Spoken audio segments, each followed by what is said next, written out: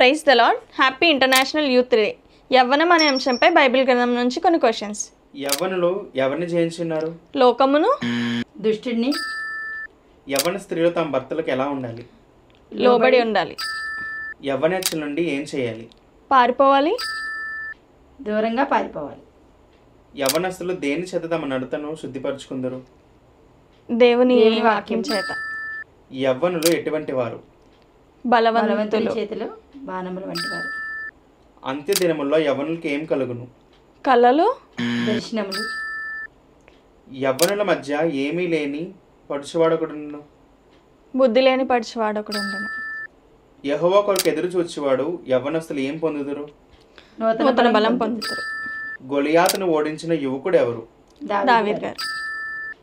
తన కోరిక చొప్పున ప్రవర్తించే యవ్వనులను దేవుడు ఎందులోనికి తెచ్చును? తీర్పులోనికి. యవ్వనుని బట్టి ఎవరిని ఏమీ చేయనీయకూడదు. తృణీకరింపనీయకూడదు. యేసుక్రీస్తు వారి యవ్వన కాలమున ఎవరి కొరకు చనిపోయాను? పాపుల కొరకు, భక్తిహీనుల కొరకు. యవ్వనస్తులు తప్పక ఏమవుదురు? తొట్టిల్లుదురు. ఏ కాలమున కాడి మోయట నరునికి మేలు? దీనికి ఆన్సర్ కామెంట్లో పెట్టండి. Once again happy international youth day. Thank you.